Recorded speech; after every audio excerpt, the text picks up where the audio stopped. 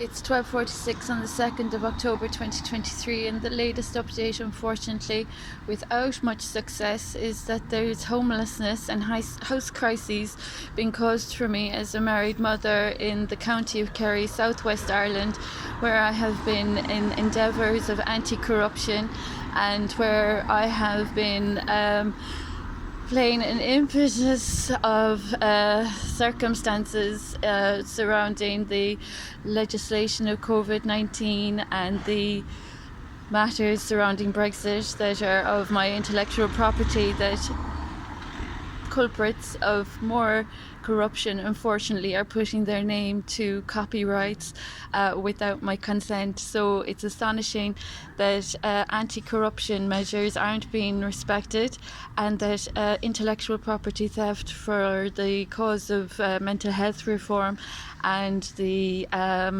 issues of more money laundering and more fraud and spoofing, as they are now calling it, are still being conducted. So it's a sad sign of the times that as a property owner, married mother, I hope the Vatican Church is up on top of this matter. This is serious. For any nuptials to be disrespected, any family values to be disrespected in a Catholic country, a democracy. So today I have sought emergency accommodation. There have been crimes on my farm. These dates are public, and it is common knowledge with all the relevant bodies and authorities and ministers up in the Oireachtas regarding the circumstances that I'm unduly experiencing, and that there is more stick fraud being conducted by individuals that have been tarnishing this community since 2003 with charlatanism and tall tales. So in the interests of family values, I would hope that people might see the light at the end of the tunnel and see what's right and what's wrong in this situation. The issue of the nuptials of the 30th of the 3rd 2015 being subject to fraud and corruption, it's dishonourable and disrespectful and damages family values. So this is supposed to be a democracy, and the legislation that this country is living from is actually from my portfolio, my professional portfolio.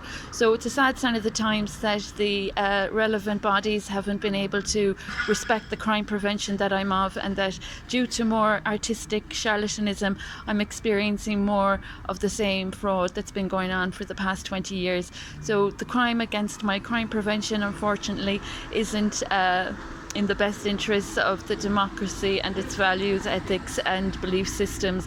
And I'd appreciate the Vatican Church acknowledging the dangers of my royal ancestral lines being offended by more corruption in a community that's guilty of debt evasion and financial abuse with regard to my qualifications and credentials for the past 20 years.